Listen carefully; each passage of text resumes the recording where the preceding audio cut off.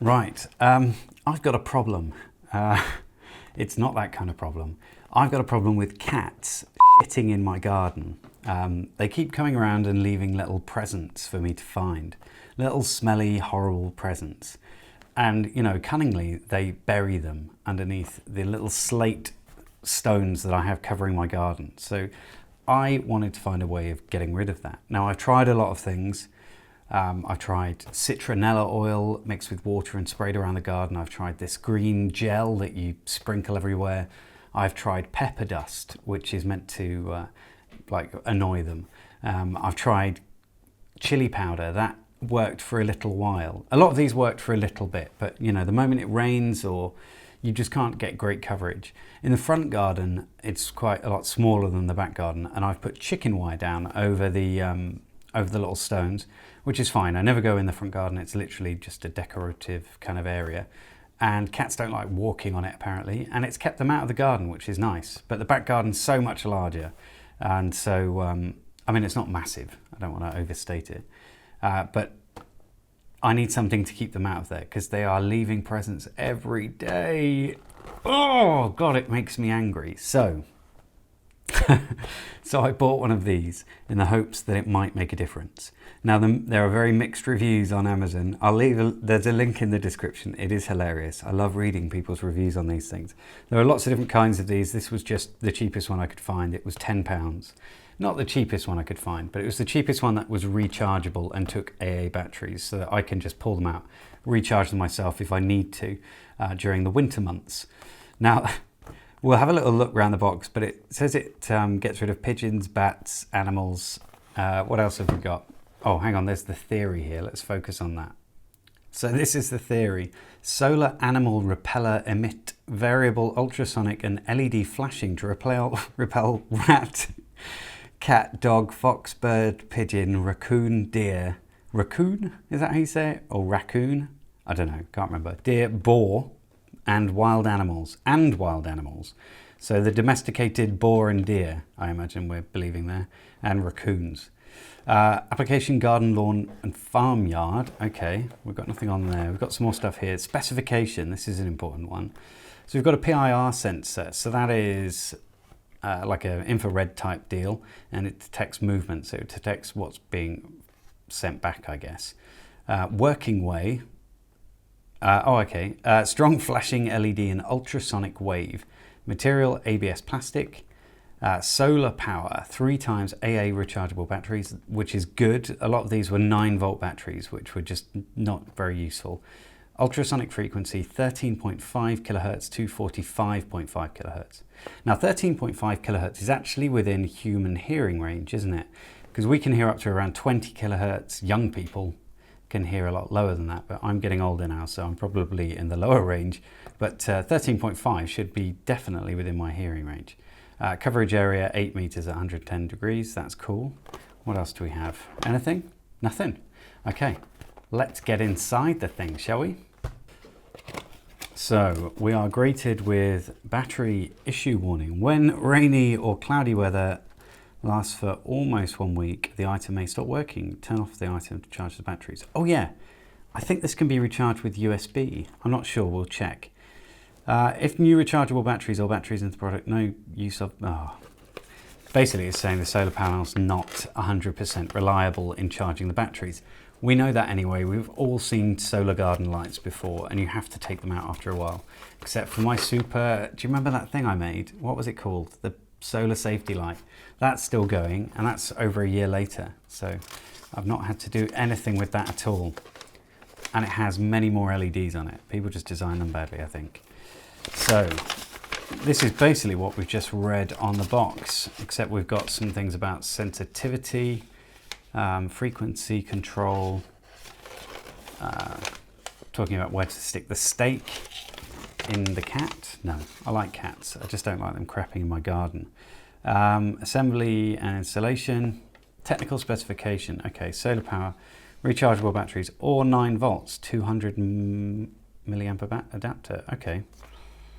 Not sure what that is. We'll have a look at the thing when it comes out. And then, oh, it says, caution, it happens that human can hear part of its range. So put the device as far away as far as possible from human life place. Do not install the device in a children and baby playing ground area. Okay, let's pull it out. Oh, it's a lot bigger than I expected. It's actually the whole size of the box. Okay. What have we got in here? Oh, there's the stake.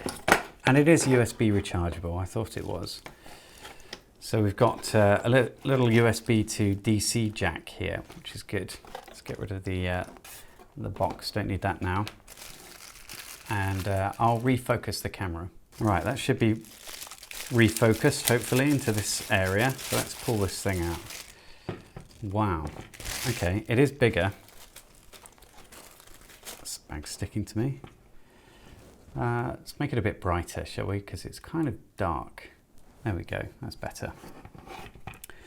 So that's the way it goes. We've got the post hole at the bottom here. We've got a little rubber flap there. I suppose that's waterproofing for the DC jack. And a little rubber grommet in the middle there. So I guess, is that rubber grommet? No, it's not. I don't know how that's going to keep the water out fully, but perhaps it will. And then we've got the battery compartment there. Let's see if I can open that up. Will any of these screws fit? Yeah. Let's just get this open. I just want to have a look at the inside of this, and it might give me an idea as to how much I can rely on this in the winter or even in the summer. You know, lots of these things, they just don't really work. They're designed for climates where you get a lot more sunshine with less cloud cover. So really, there's other parts of Europe, really. Now, these screws don't appear to have anything on them that would stop the water wicking in, so hopefully there's some kind of a seal. Yeah, we've got a little rubber seal here. I mean, that's not perfect, but at least there is one there. And then we've got our batteries. Now, these are 800 milliamp hour batteries. They feel very light, which isn't a good sign. So let's get the multimeter on those and see what voltage they're at.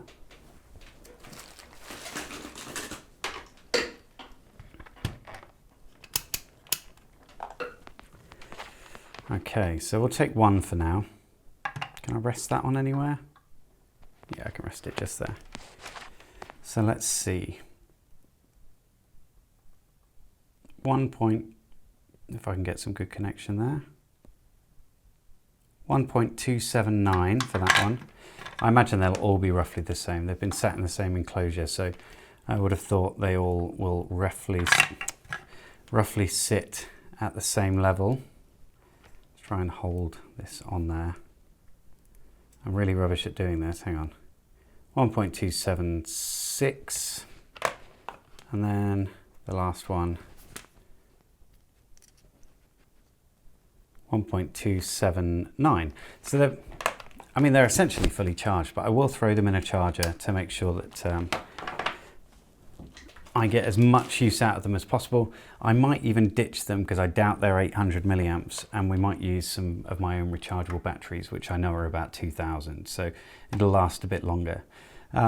What screws have we got in there? They're just Phillips, aren't they? So let's get in there and we'll open this thing up.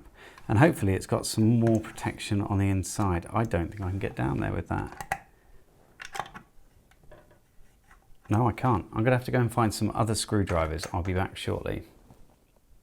Right, so before I get too carried away in taking this apart, although the magic of video, I've already done it. But before I get carried away showing you taking it apart, let's turn it on and see what it actually does. So let's just use the batteries it came with. We'll throw these in, positive to positive. I hope the nipple end is positive, otherwise I've got it wrong. And, oh, okay, so we've got a flashing light. So when cats or something goes by, we get this,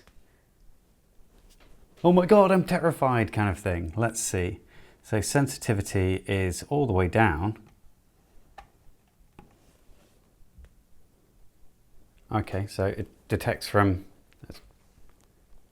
Okay, I'm moving my arm really quite far away now. So if I turn down the sensitivity, okay, it can't see me now until it gets a lot closer, so that's interesting. So we'll turn that up to around halfway. And then the frequency adjust. Oh, geez, Louise, that is loud. I'm sure, oh, I'm really sorry, hang on. Let's turn it up into the range that I can't really hear. I mean, that is kind of awful.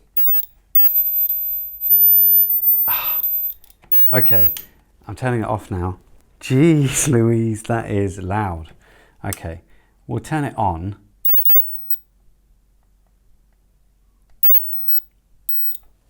Okay, I think that'll be fine for now. Gee, that is horrible. Let's take it apart. Right, this one should do, hopefully. Oops. Yeah, that's working. In fact, before I do that, let's put those other screws to one side so that I don't get them mixed up. They might be exactly the same, but you can never be sure with these, and I don't want to mess it up. There seems to be quite a few screws in the back of here, which I'm not sure whether that's reassuring or not. I really don't think it should need this many. So I'm sure some of you will put in the comments some suggestions for how to get rid of cats, and I welcome them, honestly. If anyone says antifreeze, that's not a nice thing to do. I do like cats, I don't want to hurt them, but I would really like it if they just pooed in someone else's garden or in their own owner's litter tray. That would be fine. But yeah, it's driven me up the wall. Coming home and having to clear up cat poo when you don't have a cat is, boy, it is not fun. Right, where are we opening from? Oh, the front is appearing to come off. Not every screw is undone there. Let's see which one I'm missing. Let's see what we've got going on here. Ah, there we go. And all the screws have fallen out. So let's have a little butcher's, shall we? So it seems we've got a fairly well-made circuit board here, actually. And it's got all the markings on, so I can see what most of this stuff is, which is nice. There's a little unbranded chip there. We've got an ED97 here. I don't know what that would be. We've got some frequency adjustment here. Is that the frequency? No, that's sensitivity and frequency. So one of these chips will be to create that pulse, and another one will probably be for doing the PIR sensing. I'm going to guess that one's the PIR sensor just there, and this one's probably changing the audio frequency. We can see that there's the speaker just here, and that's fairly close to this IC, and I don't think it would go much further away. In fact, I could follow a few tracks and find out, but I'm not actually going to go to all that effort because I just want to have a quick look inside and see how much it's likely to let water ingress. Now, I can see on the outside of this we've got some of this silicone or rubber sealant, which is nice. So, and that fits into a groove along here which runs all the way around, that's quite good. And we've got everything else seems to be quite well secured. Yeah, there's even a seal around this these LEDs that are here actually, so that is nice. Let's see if we can take the circuit board out without disturbing everything, and then we can have a quick look over the other side of it. Well, actually it appears like I can't take the board out. If you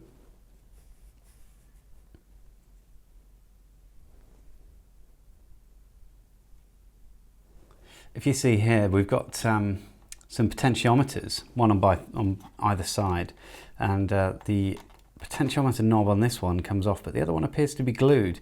I think this one was glued, but it doesn't appear to have a lot of glue on it. However, the other side is really glued in, and I can't get it off. It appears to be screwed, but it isn't. I've tried going the other way with it, but it won't come out. So we might have to be content with the fact that that's all we can see. I'm interested in this little USB DC connection and just seeing where that goes actually. So it appears it goes into a capacitor and then a voltage regulator of some kind, which is a 7550. Is that, it might be familiar to some people, I'm unsure what it is, but it doesn't. I would have thought it would go straight into a diode from the 5 volts to go into the batteries, but maybe this is a diode in a different package, I'm unsure. We've got some diodes here, so the power goes straight through. We've also got it going through a diode down to, so it does go down to the regulator through a diode, even through the battery terminal. So we're also doing we're not doing the same thing through the USB, which is interesting. So maybe that is a boost regulator. It's hard to see what the other components are. I can see a choke in there. It might be a sort of suppression thing. I suppose we are driving the speaker. In fact, it is on the speaker, so it's going to be some kind of suppression. Interesting. Anyway, it's only a quick little look at this because I'm not going to take it fully apart because I need to use it to get rid of horrible cats. So yeah, throw your suggestions in the comments about what I can do about the awful cats. But otherwise, thanks a lot for watching, and I will speak to you all soon. I'm going to put this back together now and put it outside to get rid of the damn cats.